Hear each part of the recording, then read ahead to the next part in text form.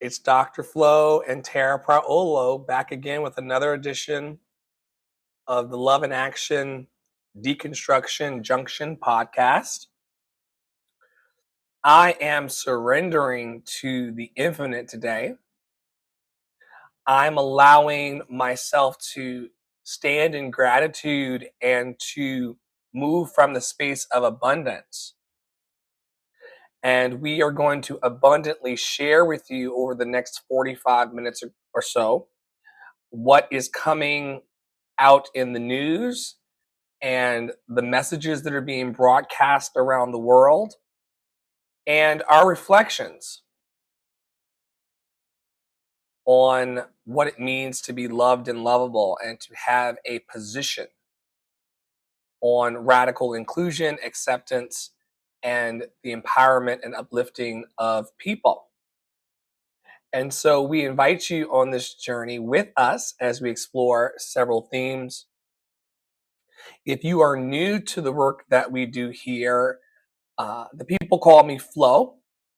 I am a global encourager and I uplift people in marketing and business development, professional services, in creative areas. I coach acting and vocal performance and bring clarity to the confidence that people need as they rise in love and put the manifestations of their creativity into the world. If you're interested in learning more about the work that I do, you can go to lovedandlovable.bio.link, lovedandlovable.bio.link, lovedandlovable.bio.link. And the wonderful human being sitting on screen with me with a sticker on her nose is none other than the wonderful Tara Praolo. I will give her the opportunity and the floor now to introduce herself to you, along with the baby, before we move through Toddler today's fits are so cute, y'all. proceedings. I am a mom that gets decorated daily with stickers. My husband will be home soonish, so we will have a distraction for the child. But right now, I am the distraction. So, I am Tara Priolo. I am your resident Black biracial multi-passionate musician. I am a voice facilitator in all versions of the voice. I make the intangible tangible by helping you remove the entanglements that you placed upon that voice that I just talked about. Piper.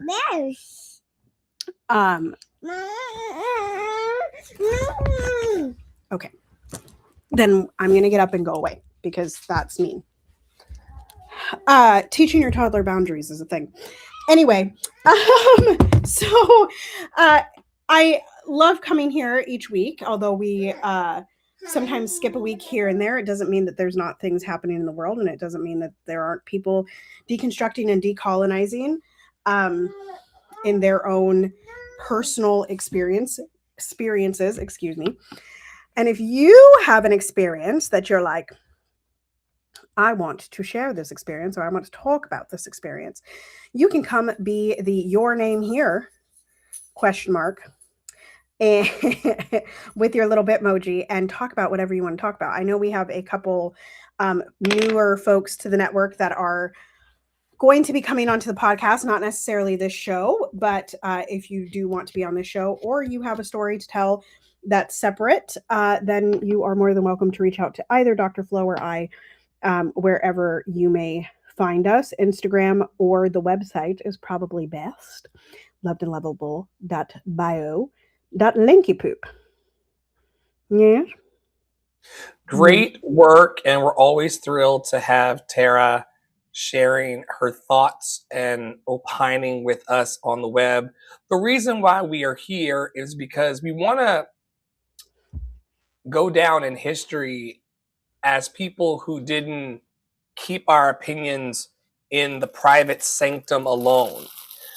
We were not folks who were whispering about the need for ceasefire or whispering about the news or keeping our support of artists and creatives globally quiet. We were showing up and being seen and standing for something. And so this podcast is a reflection of that. And as Tara plays a game of whack-a-mole with her toddler in the house. Although someone did tell me this week, one of the new clients and participants told me that the reason why they decided to come into Love and Action Network was because they came onto the YouTube, saw the podcast, and heard the child wreaking pandemonium in the background. And was like, these people are open enough and free enough to get online and have their baby screaming in the background and talking their shit. That And so, thank you, because sometimes I feel very self-conscious about it. And if you're a mom no, or a parent, if you're a mom or a parent, you know the feeling of like going into the store and your child just like has been an angel all day and then just starts screeching in the middle of the store. And like, I think we need to make a more kid-friendly society, because we have a lot of people that are pro-life, but like pro-life to them means that the child is in the house with the mom all day long, and you never see the light of day.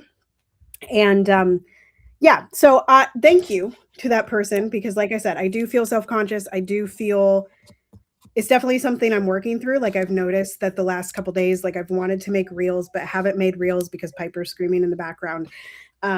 So I'm glad it attracted you, and I look forward to knowing who that person was. Which they told Flo me does straight not up. share. They told me straight up. I came into the podcast.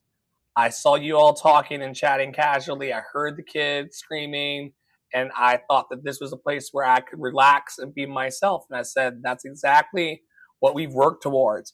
Tara and I come from professional performance backgrounds, so having a screaming kid on stage and things like that is not something that we are naturally accustomed to, and things that our type A personalities don't really enjoy.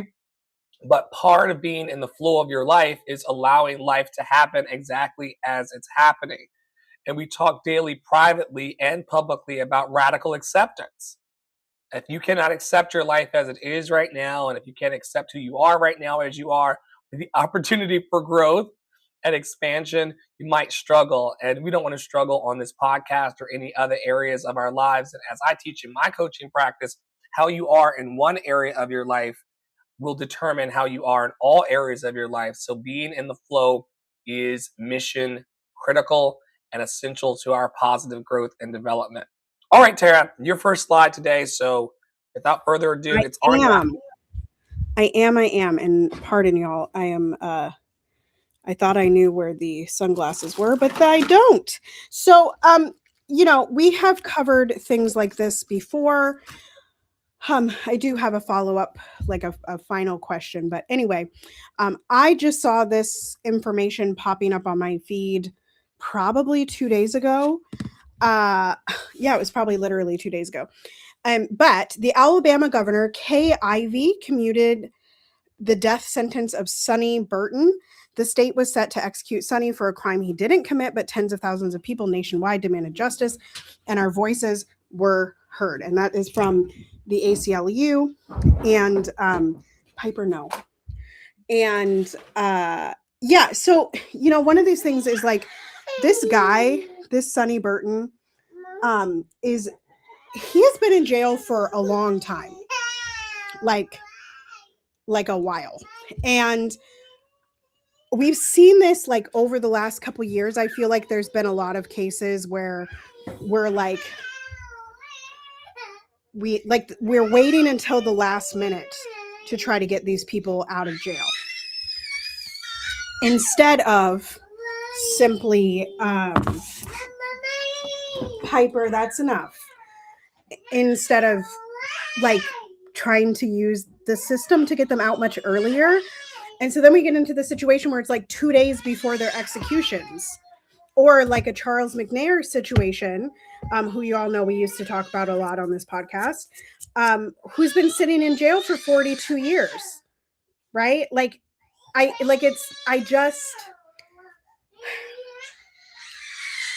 While the last minute pressure, Piper Pacole,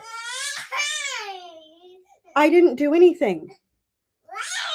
You need to take a nice deep breath. Thank you so much. Okay. Um. Charles McNair. Oh, and the last minute pressure. It seems to work, but like it leads me back into right into that space of like, why are we being reactionary instead of proactive? You know? And I just like, did this person who has said he was innocent all of his life, all the time he's been in jail, like no one was going to help back in the day, you know? So I just I'm happy. I believe this is a black man. Um yeah. Death sentence. Yeah, he's like a 75-year-old dude that spent most of his life in jail. Um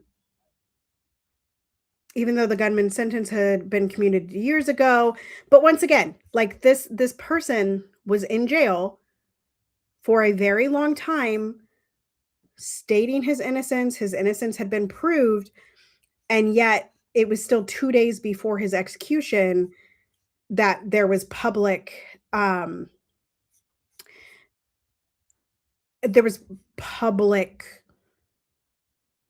reaction to it. And I just really think like it's a demonstration that our judicial system does not in fact work, right? Like we've got a bunch of innocent people sitting in jail, uh and a bunch of people that are proven innocent later and a bunch of people on death row, which just leads us to the question of, do we want this situation to continue? Do we want do we want to change the way that the judicial system works? Hello, Suze. And can we be better? Can we make it better? Hi, boo boo. So anyway, yeah, I'm frustrated by the last minute effect, and I'm also like clearly our judicial system and our prosecution system uh, convicts a bunch of innocent people because of the color of their skin or their sexual orientation, religion, etc. So yeah, yeah, That's wild. The stories are saying that his accomplice fired the fatal shot that he's been in jail for and got the death penalty for the whole time. yeah, and it seems like they knew that for like a number of years, but he was still on death row. Like I don't. Yeah, she said, I believe it would be unjust for one participant in this crime to be executed while the participant who pulled the trigger was not. To be clear, Mr. Burden will not be eligible for parole and will rightfully spend the remainder of his life behind bars for the role in the robbery that led to the murder of Doug Battle. He will now receive the same punishment as a triggerman. But this is wild to me as well because, like, the prison industrial complex is one where that warm body sitting there is more valuable to them than the person being unalived under their watch. They'll get more money from the state from that gentleman sitting there. It's complicated times out here in these streets. All right, moving on. I'm going to take a little uh, moment to talk about this story that came out in USA Today. Apparently, a Target boycott is ending with no concessions to DEI rollbacks. And Jamal Bryant, the pastor of a very prominent megachurch congregation in Atlanta, shared it. Uppity Negress said 6 minutes ago, nigga, you are not MLK, Jesse Jackson, or Al Sharpton. You don't lead shit but your congregation. And those qualifications are also shaky. Fuck out of here. People are not doing well online hearing about the Target boycott going away. Even though we were talking privately about it earlier, I don't see where the Target boycott directly or indirectly Like affected any part of my assigned what? Black at Work life.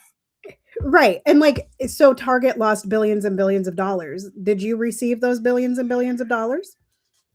I didn't. That I didn't. I certainly don't feel any more rich than I did last year when the boycott started. And also, like, there's this whole side note going on, y'all, that like Jamal Bryant apparently like he was not involved in the starting of the Target boycott.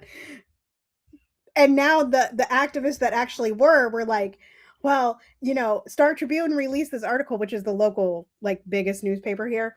Star Tribune released this article, but they didn't talk to us. And I'm like, this is the type of infighting that people get frustrated with on both sides. Like I need y'all to also just realize that like your boycotting is not working because we don't have community infrastructure to replace it. Like that, and that is the thing. And I understand that a lot of the activists that like are pushing for the boycotts are also pushing for mutual aid and community care. However, they might be pushing for it, but they're not actually building it. And this is a situation where like we have to build it, folks. We can't just keep talking about it. We can't just keep dreaming about it. We actually have to get in the trenches and build the thing, right? And not wait for support of the thing, but build the thing. So like I this whole thing is amusing to me. And what's even more amusing to me is that there are people, like primarily white people on my feed, who like are liking the Star Tribune post that have been shaming others for not boycotting Target for the last year because I know they're itching to go back to Target. Like I just know. And the whole thing is comical to me. The whole thing. We will police everybody but the actual elites in power who are doing the true harm. That part. We'll replace a whole CEO and call it progress. Also, wanted to talk a bit about the gentleman at mention the life of Kay, who said, I was just writing jokes on threads, and 48 hours later, we're working on the trademark. Substack is up, and I've seen at least 6 copycats pop up. But if y'all are rocking with it, we'll keep it going. Should we go twice a week? Special Friday edition of the Negro newsletter. Tara dropped this to me behind the scenes over on Instagram, and I found it to be quite an amusing thread of posts that he put together. I love the idea that an idea happened earlier in the week on this platform, and now it's turning into a whole business for this gentleman. I just wanted to talk about it briefly, to talk about how quickly things can change in your life. Like you talked about earlier, if you just go with the idea and choose to execute the dream, as opposed to him and haw about it or go back and forth about it, it can really turn into a lucrative opportunity. And people were recommending that he go on Substack because he can get paid subscribers there. And people were saying, where's the GoFundMe to help you get your trademark? And how do we raise money to help this become a real thing for us? We really enjoy your work. And of course, it's great that you were. One of his threads below this new concept, he advertised his comedy shows. People are completely, they want you to tell them what you're doing, and they will give you the space to do it without it being slimy if you're offering something that is entertaining, amusing, and a benefit to the collective. What attracted you so much to the post that you sent it over in back channels? I saw it and like actually I'm loving that Threads has caught up to me because I love the thread posts that are like 25 threads long, right? Like it's like a miniature book. And you can sometimes they're like horror stories and sometimes it's like I killed my husband and sometimes it's Negro newsletter. And this morning I found one that was like all about it was like this dude y'all can go to my feed because I shared a whole bunch of it. But like it was he just posted he was like I am a Palestinian and I also think Jewish people are awesome. And then the whole thread, it was like 15 threads of, and I believe this, and I think this, and I think that, and I think that, which ended with, I don't like bananas because of their texture. I have ADHD and now I'm bored with this. So I'm going to leave. And I love that. Like Humans being human. that is the internet. And like what I loved so much about it was like it was this nuanced dichotomy of beliefs. It wasn't like I'm on the left, so therefore I believe all of this. I'm on the right, so therefore I believe all of this. It was like, I am Palestinian and I think Jewish people are mostly cool. I think that, the occupation is wrong. And I think that October 7th was wrong. Like, and it was just like a thread all over that. So anyway, I liked it first of all because it was a long thread. But then I also like one of the things that I find in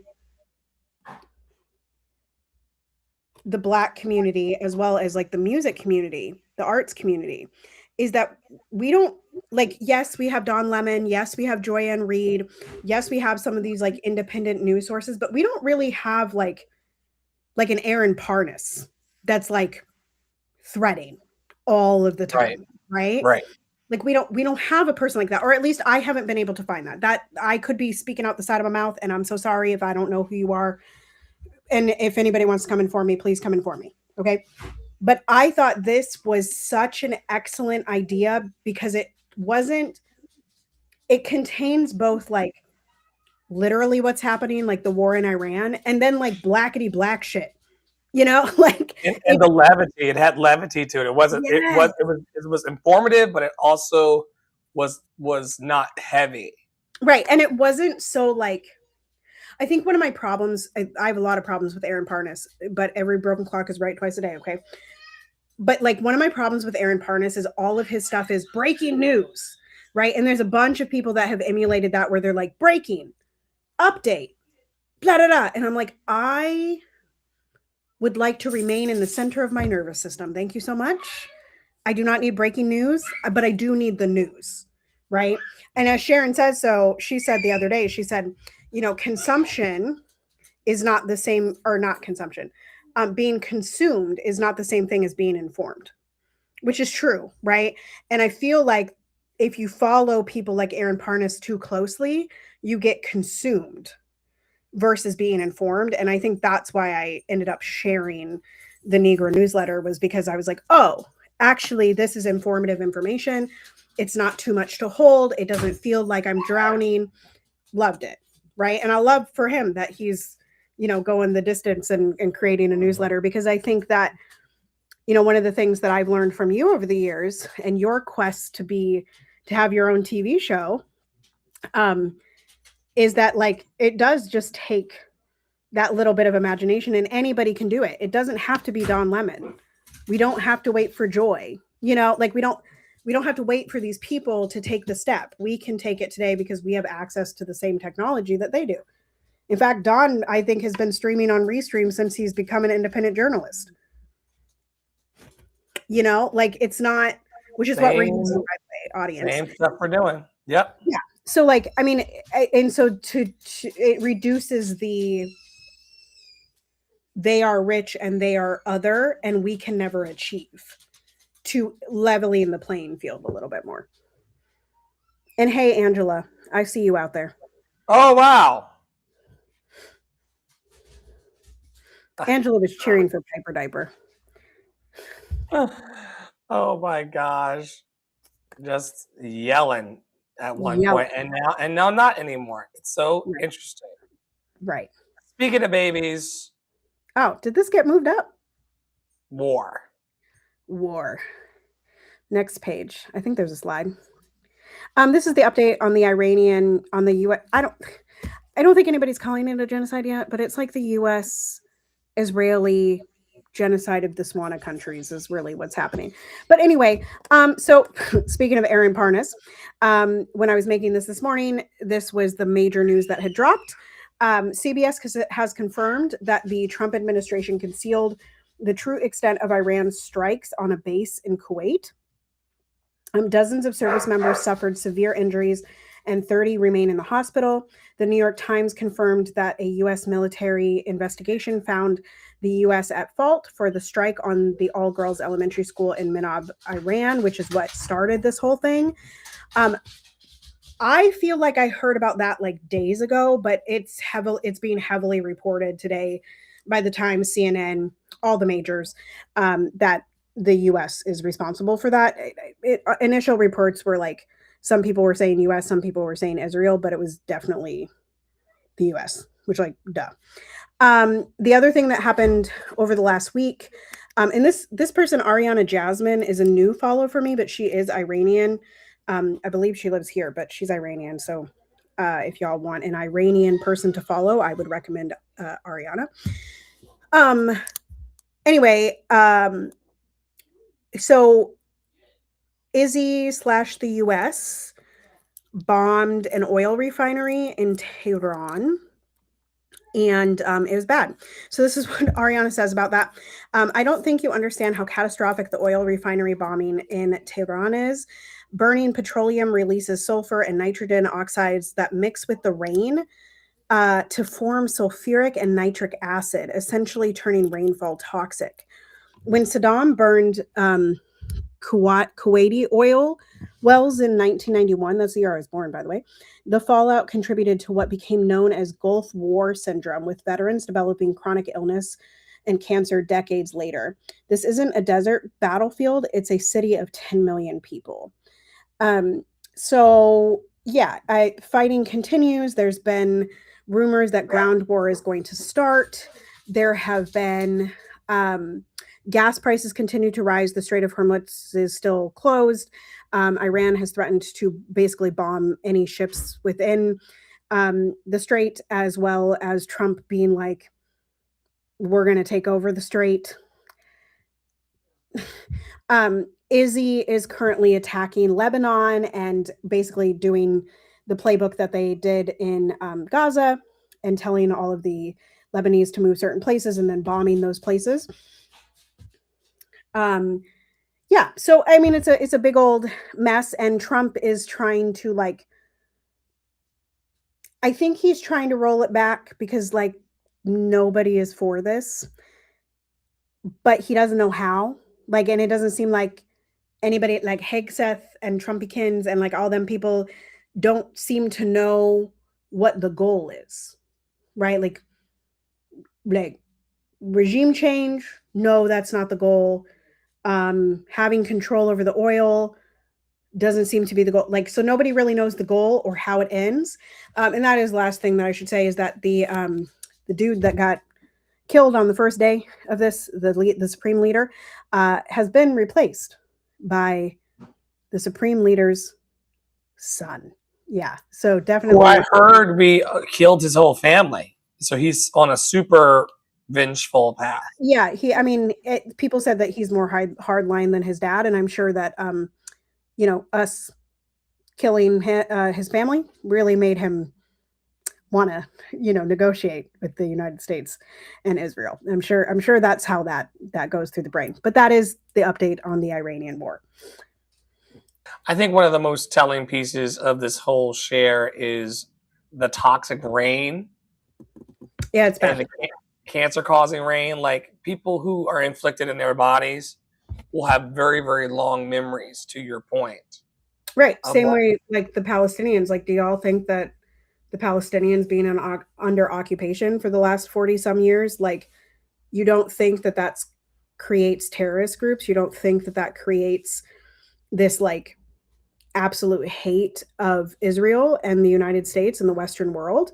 I mean, what logical conclusion other than that is there? And so then you're just almost guaranteeing more war later on, because the only culmination of capitalism and colonialism is war, is violence. And we just keep recycling the cycle.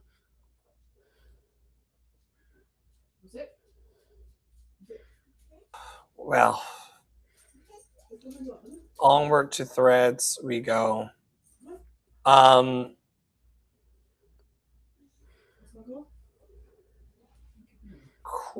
Christne Day, CHRISTNEDAAE, says, in light of certain people proclaiming that opera is a dying art, for anyone who's trained classically, what's your voice type and what are your favorite arias to sing?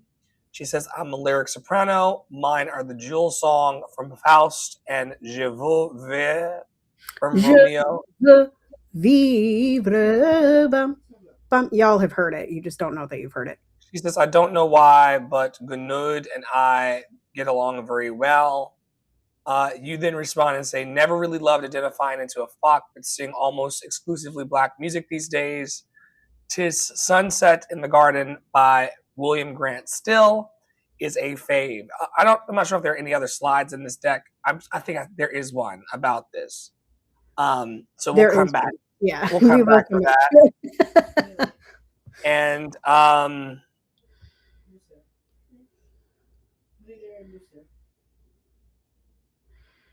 "'Tis Sunset." Was that what? Is that AI Jesus or something? Yes!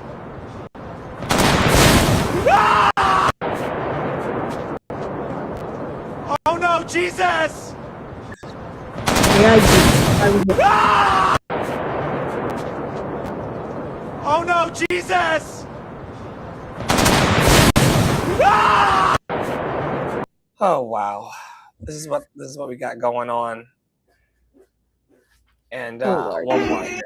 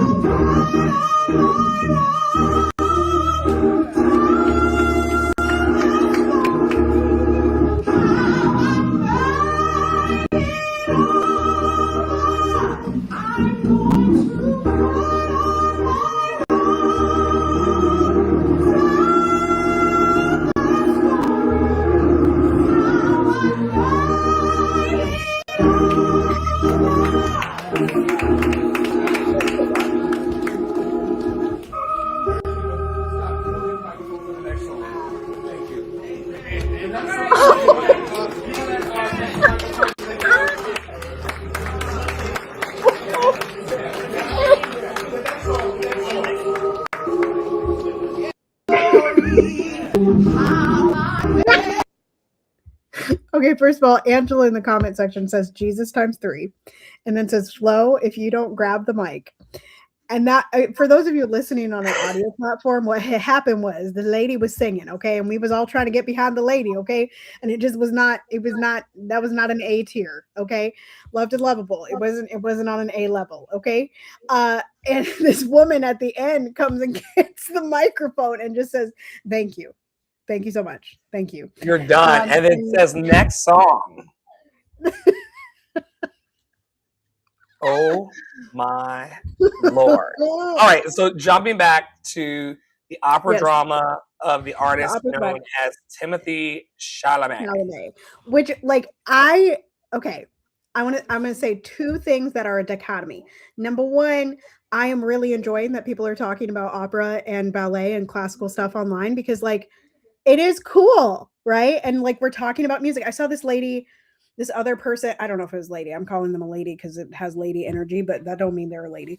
I saw them, like, they've been posting, they're like, I'm gonna learn something new every day in March. And so they give you like tell me something interesting about blah blah blah or blah blah blah. And people in the thread are like saying interesting stuff. And so there's a lot of conversations online about opera and ballet at the moment, and lots of conversation about who are the Black ballet dancers and the Black opera singers and the Black operas. And I'm like, I know this one, blackening the canon. Anyway, so I love that. But I also, opera singers and ballet folks, as I said on my threads yesterday, the reason you are so ticked off, okay, is A, because you're insecure as fuck. B, because your teachers done told you that your technique was enough to make people care. And it's not. It's not. It is just not.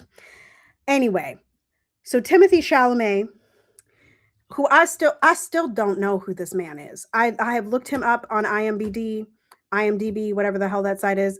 I ain't never seen, I don't know who he is, but he's somebody famous.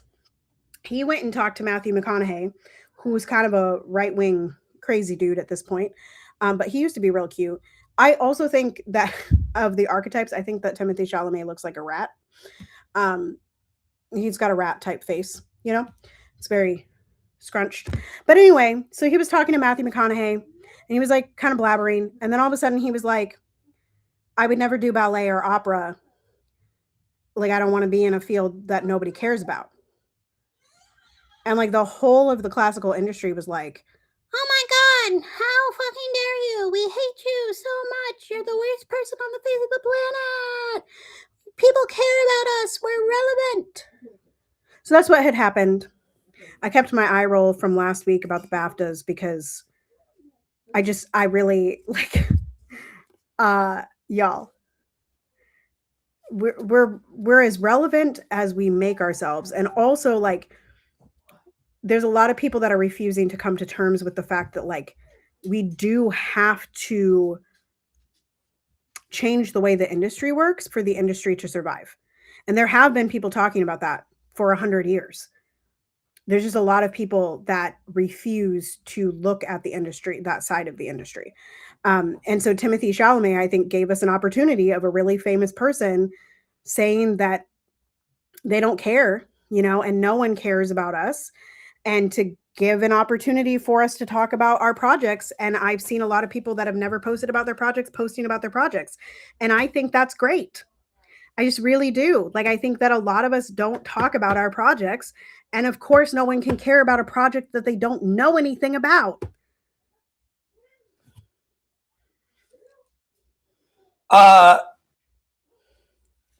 When do you think we decided as a society that other people needed to be passionate about the same things that we're passionate about?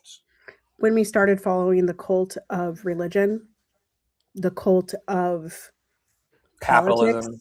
the cult of Yeah. capitalism, the cult of colonialization, the cult of white supremacy, the cult, like, because we've been in these cult mindsets, like what ticks people off, right? And what deters them from community, I think, is because they have a different definition of community. And as we talk about on this show all the time, a movement is people moving in the same direction but thinking differently. A cult is people moving in the same direction and thinking the same. And there's a requirement, especially in the classical industry, for you to conform to the one thought idea, the one path idea, right? And that is a cult.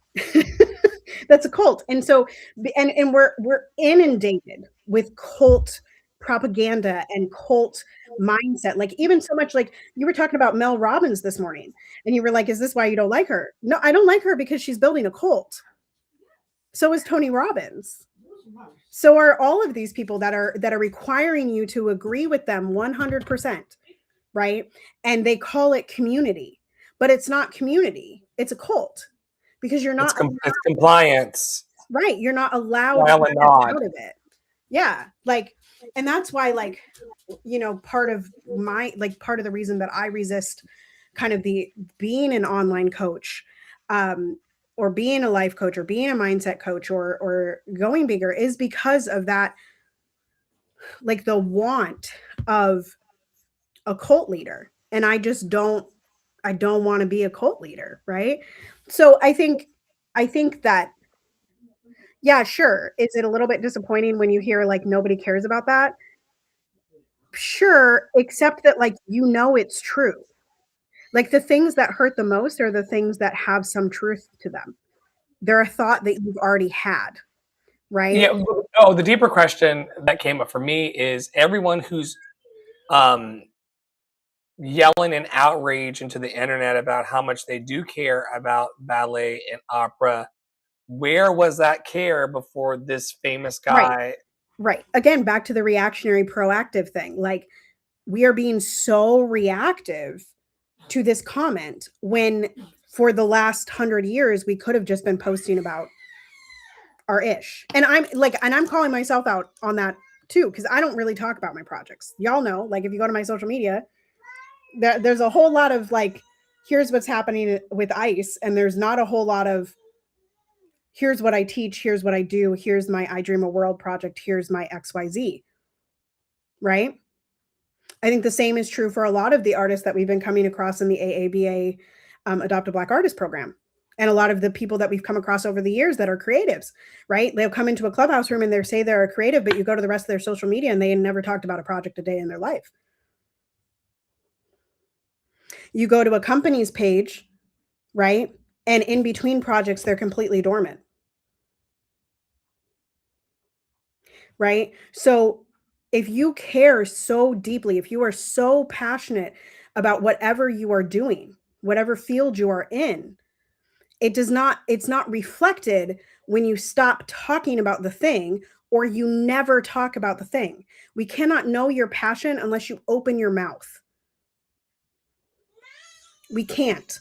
But the opera industry in particular tells you to close your mouth. Right? Tells you to conform to the cult-like structure of the Fox system. Tells you that you won't get a job if you're too vocal about certain things. Tells you won't get a job if you don't sing the 5 standard arias. Right? We are responsible for sharing our joy and passions with the world. Yeah, and that's the reason that people are so mad again is it's that inner reflection. It's that part of you that you're like, "Oh, I haven't shared about my projects. Ooh, that made me feel yucky. No one cares about me because I haven't shared." And you feel a little yucky about it, so you want to get mad and blame Timothy and the world for not caring about you. But the world can't care about you if they don't know about you.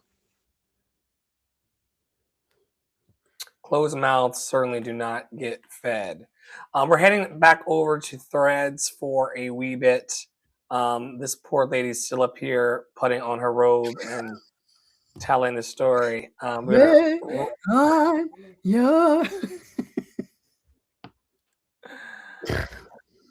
my gosh. Rachel Maddow, paraphrased here in this video, says he's not going to last forever because he's literally rotting from the inside out right before our eyes. Crescent's Peak goes on to say, but honestly, in this instance, what she actually says is so much better. Definitely worth the listen. Dragged his decrepit, evil ass. All right, let's give it a listen.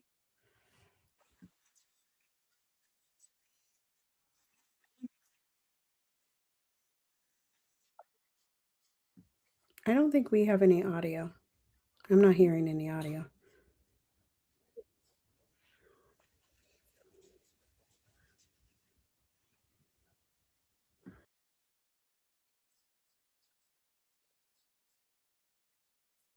Yeah, we got nothing. Are we getting audio? No, I don't hear any audio. Dang it.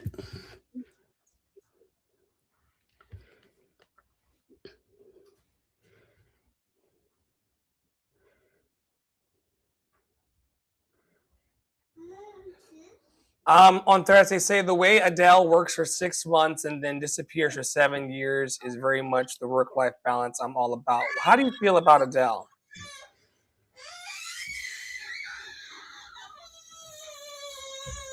I mean, she can have that work-life balance because she has a really great team that talks about the stuff that she's doing. You know? Like, so like back to the previous point. But I mean, I don't really have an opinion. I think, I think all art that gets out there has an option to be celebrated. She's not my favorite. She's not my least favorite. I will say that like her music when sung by my students is actually really fun to work on. So I guess that's what I would say about Adele. I don't really care for her versions, but I do like working on her music. Very nice. Everyone, be honest. Has someone ever hurt you to the extent that it changed you as a person? Star Rock, ROCQUE, who I follow here on platform. She's a New Yorker, a random New Yorker that I follow. Says, yes, I have a few incidents, actually, sadly. So do I. There are a couple things that have happened to me where I, like, after experiencing that level of betrayal or having fear induced by the interaction with that person, it kind of changed my whole view on humans. I can't say that it's stopped me from wanting to move forward with my life and to have brighter, better days. But it's enough to make me take pause with the new people that I meet. Do you have any incidents or instances like that that come to mind for you as well? I mean, I think we all do. And I think, like, unfortunately, we're in a society where we often let our pain change us rather than our joy, right? Um, I'm not saying that's right or wrong. I think we can allow both, but yeah, definitely there, and I guess I think about, like,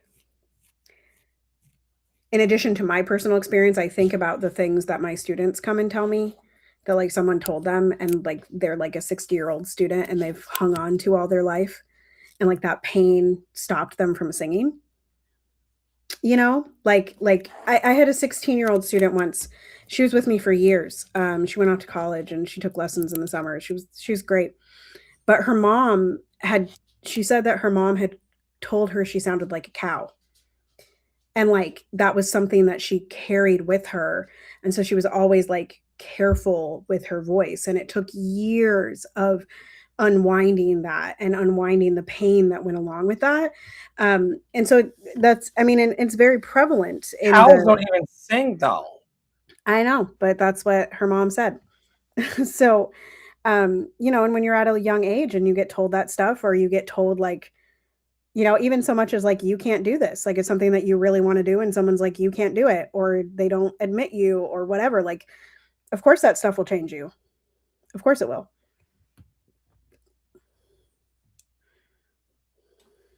One more I think I saw on the feed. Once again, another breaking, you know, the FBI warned police departments in California in recent days that Iran could retaliate for American attacks by launching drones at the West Coast. That's fun. Not that we want to bet against the House. Do you think that eventually we're going to be targeted for the things that we have done and the harm we've caused? Or do you think it's going to come through at the pump? Well, I think it's definitely coming through at the pump already. I mean, Ross filled up his tank, I think, 2 days ago, when it was $40 versus the 32 that it was, Mm. last week. But I think, here's what I think. I'm going to compare America to Tom Brady. So just buckle up, folks. The reason that Tom Brady won all the Super Bowls he won is because defenses in the NFL were scared to tackle him. Because basically, if you put a finger on Tom Brady, you got fined. Okay? America is the same. Like, this was a known thing in the whole NFL that if you touched him, you were going to get I mean, it's like fined. a conspiracy, but you would see, like, defenses that were amazing all year long go play Tom Brady and just, like, never sack the quarterback. Like, they would just never touch him. And it was wild. And I know some of y'all out there are like, Tom Brady is the greatest of all time. No, he's not. No, he's not. No, he's not. Have y'all seen Patrick Mahomes? You just want to hate Patrick Mahomes because Patrick Mahomes is black. Let's not go there. Let's not go there. Anyway, America, okay, is the same way. Have you noticed that since 1940 something, whenever Pearl Harbor happened, I think that was 1945. 45. I think Pearl Harbor was 1945. I believe that is the last time, and also one of the first times, that America was struck by a foreign power. 1941. So 4 years off. I had to fact check it, not because I wanted to fact check you, but because I just wanted to not hear it. I don't want to hear it later. Thank you. So 1941. Okay. So that's 60, 80, 84 years ago since America has been attacked on our soil. Right. if you count 9/11, fine, I guess you can count 9/11. But if from a foreign power government, okay, Japan attacked the US. Yeah. And that's the last time that has happened. Because while countries talk a big game, America is Tom Brady. They have great defenses, right? They go to war, but Ukraine and Russia go to war. France goes to war with people, right? But they look at America and all of a sudden they done forgot how to do the defense. Okay? They done forgot how to play the game. And so I don't think that at home we are necessarily at risk. And I say that even more so because, like, as a millennial, as a 34-year-old, I feel like I've been hearing about Korea and Iran and Russia, like all of these years, about how they're going to strike America, and it never happened. We've been at war, not official war because Congress hasn't declared war, but we've been at war literally our entire lives. Like I need y'all to know that we've been handling a conflict somewhere in the world that has nuclear power or has the potential to have nuclear power our entire lives, and it has never happened. As much as the government has told us that is going to happen, as much as they propagandize us to say, you better be careful, you can't go to Korea, you can't go to Vietnam, you can't go this place, you can't go that place, you can't go to Iran, you can't go to Egypt, you can't go, because it's never happened. Now, the Americans that are abroad, I think, are certainly at risk, right? I mean, we saw an attack outside of the U.S. embassy in Norway, in Oslo. So I do think that is a risk. Do I think that it's likely that a country like Iran, who has had their missile systems pretty much demolished in the last 2 weeks, as well as their nuclear program essentially dismantled over the last 20 years to strike us? I don't. I'm not. I don't play war, but just looking at the things that we know, I don't think it's a thing. I think that that's again. I just think it's propaganda from the U.S. It's trying to make us scared so that we stop fighting against what they're trying to do. And it gives organized media something to talk about. Right. It reinforces the capitalism cycle of it. And while we're talking about that, we're not talking about the elites that harm children and traffic children. That part. Yeah. And it gives all of our munitions, because America is one of the greatest, if not the top exporter of missiles and bullets and weaponry. Like, that is our export. It's not cotton or corn or wheat. Right. It's bullets and guns and things to create violence on the planet. Speaking of which, y'all, ceasefire now. It's all I can say. I want to believe in my optimistic heart that the bombs will stop falling and people will come to their senses about how we can have a more peaceful world. The truth is that the true peace exists within you. You are capable in this moment of creating a ceasefire in your heart and a ceasefire in your mind. And it's up to all of us to figure out what that looks like for us. How can you stop dropping bombs mentally upon yourself? How can you stop creating chaos and havoc in your own life? How can you create the conditions of a peaceful return back to the seat of your own soul? And something that we do here in the network daily is try to create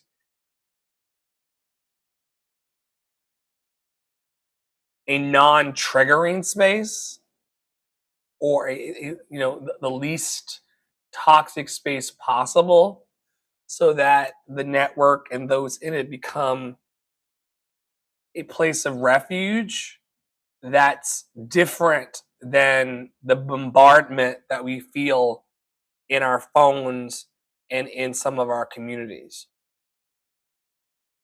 What is the nucleus Or what's ground zero for you, Tara, of a space where there's no ceasefire in your personal and professional life?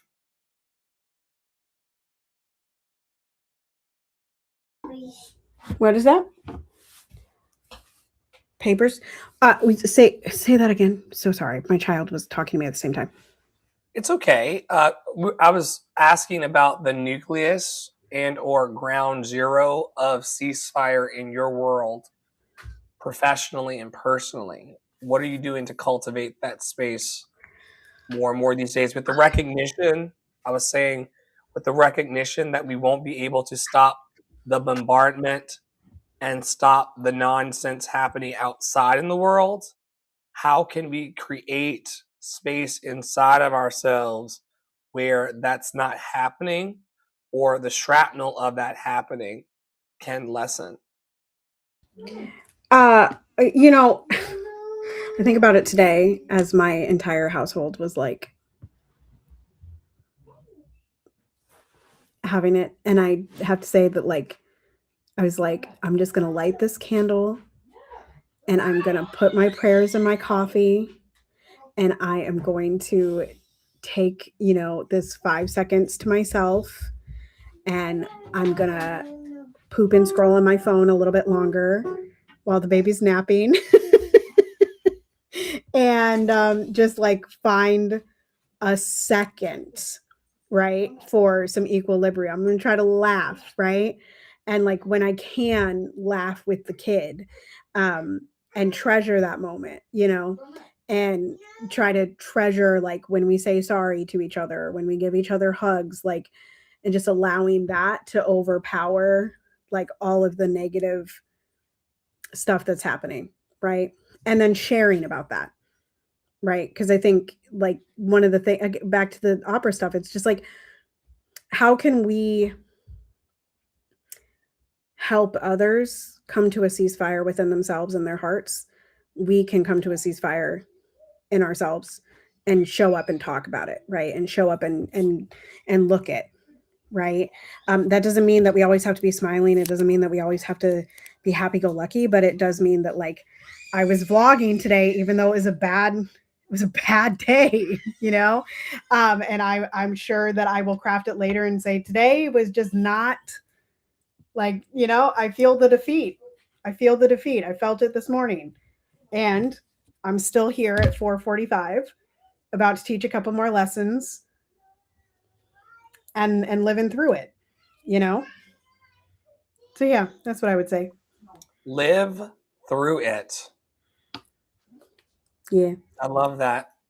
We are living through our programs here in the network. One of them that is vibrant right now is the Adopt a Black Artist program. If you're out there under the sound of our voices on the video platforms or over on our podcast platforms, we invite you to come in closer and to consider the Adopt a Black Artist program.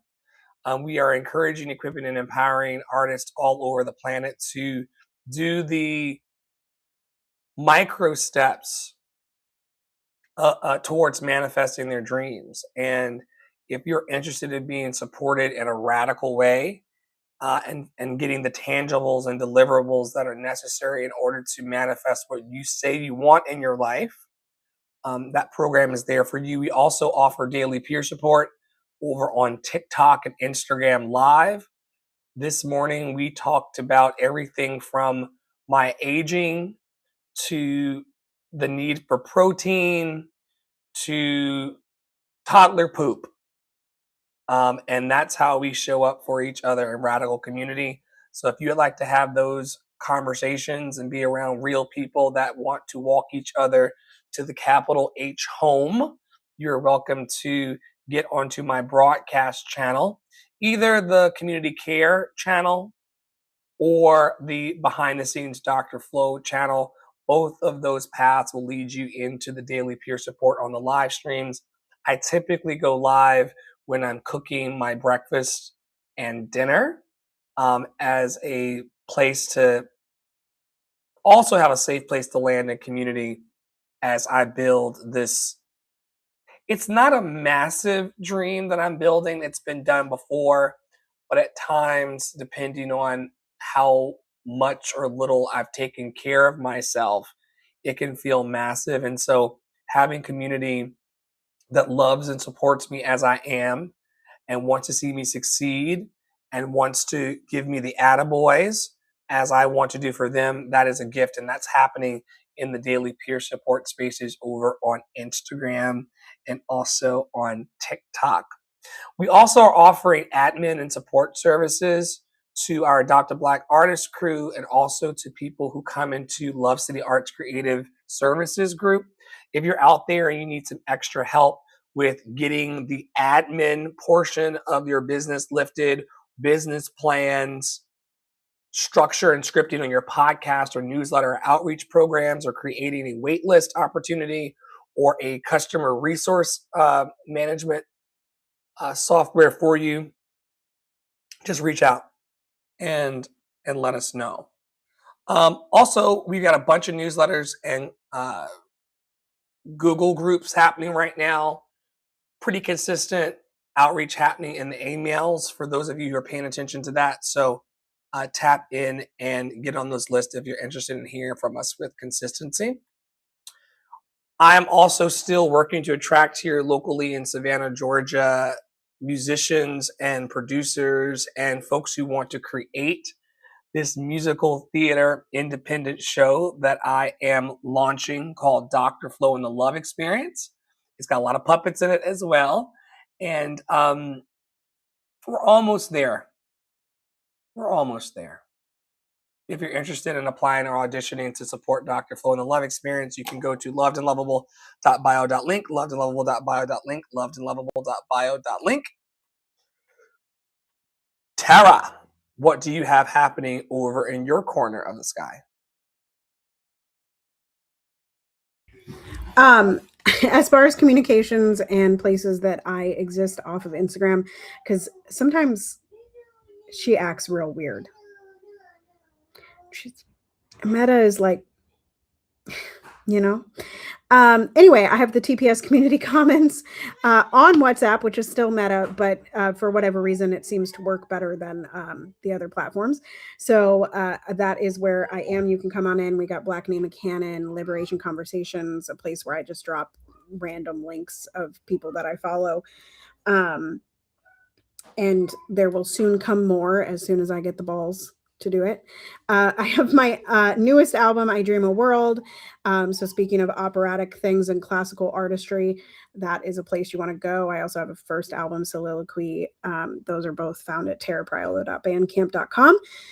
And I will be starting very soon the I Dream a World archive project, which is going to be your visions of the new world, your visions of what is beyond this moment where we're having to come together and splice the bad and also try to get a little of the good in there, you know?